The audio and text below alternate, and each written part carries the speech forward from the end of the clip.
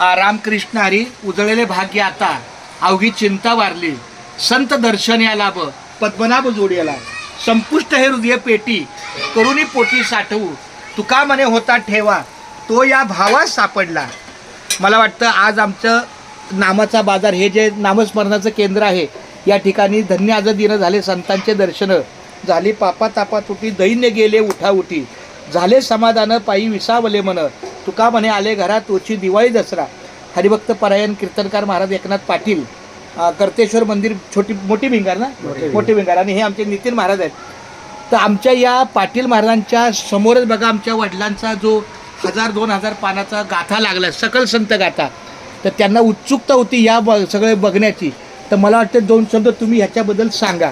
आमच्या कानावर काहीतरी चांगलं खूप मोठं ऐकायला येऊ द्या.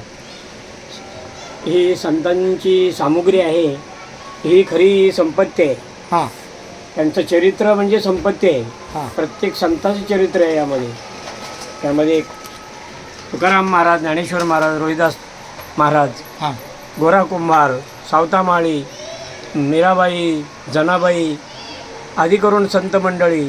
या संत मंडळीचा हा अफाट असा मोठा ठेवा आपल्यासमोर जगाच्या समोर दिलेला आहे संतांनी.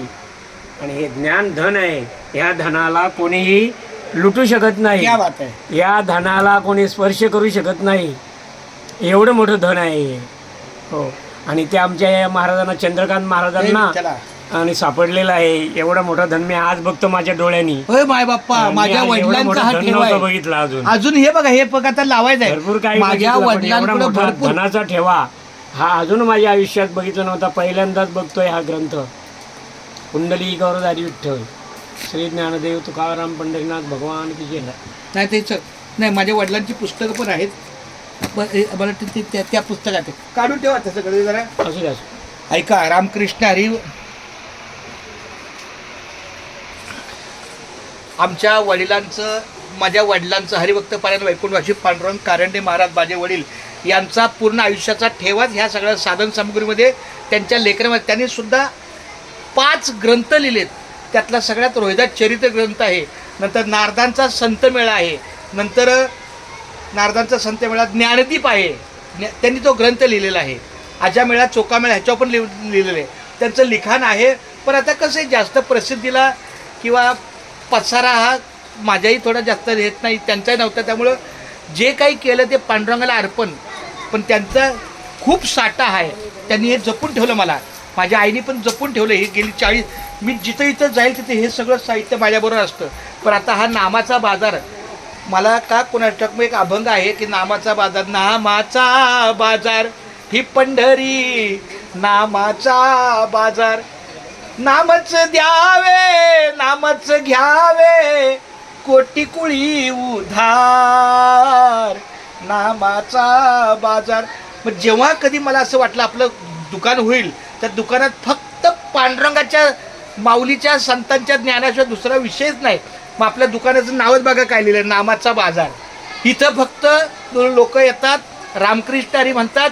तुम्ही एकदा म्हणा, मी 4दा म्हणतो, आमचा धंदा झाला. आता आमचा विषय मिटला. त्यामुळे इथं छोटी मुलं 2 वर्षापासून 80 वर्षापर्यंत येतात. रामकृष्ण हरी बोलतात. ज्याच्या मुखात येईल तो स्वतःहून येतो. तर अशा ह्या एकनाथ महाराजांच्या स्पर्शाला मला हा स्पर्श झाला. आमच्या वडिलांच्या साहित्याला खूप धन्यवाद. असं वाटतं आता माझ्या डोळ्यात पाणी आलं की काय माझ्या वडिलांची मिराशी, माझ्या वडिलांची बिराशी गा देवा, मिराशी का तुझी चरण शिवा पांडुरंगा. हा. उपवासी पारणे राखीला दारवंटा केला भोगवता आम्हा लागी. वंश परंपरा दास मी अंकित तुका मोकळीता लाज कोणा. बरं, आमचे नितीन महाराज मागातपासून थोडेसं नाही पण आहेत, मितभाषी आहेत. खूप छान. कसं असतं, प्रत्येक वेळेला आमचा जरा बोलघेवडा स्वभाव आहे. पण आमच्या नितीन महाराजांना सुद्धा इथं आले.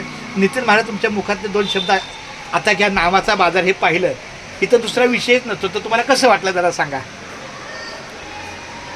इथे आल्यानंतर मला असं वाटलं की इथे फक्त आणि फक्त देवच आहे. हे शाबास. या पलीकडे इथे काहीच नाही. कुठलाच बाहेरचा विषय इथे घेतला नाही, जात विषयच नाही, विषयच आणि नाही. हा विषय होणारच नाही. फक्त आणि फक्त इथे नामच घेतलं जात आहे. हा एक नामाचा बाजार आहे. हा नामाचाच बाजार. इथे नामच घेतले जाते. खूप छान माऊली रामकृष्ण हरी. इथं मला ते गीत आवडलं म्हणून मी विचार केला की जेव्हा कधी मी दुकान घेईल, आता मी आता दुसरं दुकान हे माझं विराळलं आहे, पण इथं नामाचा बाजार. इथं फक्त बघा ही पांडुरंगाची, मला हेच एका माऊलीनं राजेंद्र सावंत माऊलीने हे दिलं. हा आपल्या घरचा देवारा. इथं आपलं काय जे सोप्यापणे आता इथं जरा सकाळी तास 2 तास शाळेचं काम करतात. हे सगळं मी काढणार शाळेचं. इथं फक्त आपल्या लेखरवाया, इथं सगळं आपल्या नामाच्या बाजाराच्या लेखरवाया झालेल्या आहेत. आणि याच्यात सगळं सामान आहे, ते आता लावायचं जरा थोडासा वेळ काढून वगैरे. आत्ता ह्या महिनाभर आमचं शिफ्ट, आत्ता 8-15 दिवस झाले शिफ्ट आहेत. हे काल 2 दिवसापूर्वी बसवलं, रविवारी बसवलं. हे परवा शिवजयंती होती ना, शिवजयंती कधी होती? 19 तारीख. मग तेव्हा हे आणलं. असं म्हणजे जसं जसं सोपं मिळेल तशा पद्धतीनं माऊली रामकृष्ण हरी. तर खूप छान, खूप खूप खूप धन्यवाद माऊली रामकृष्ण हरी. रामकृष्ण हरी.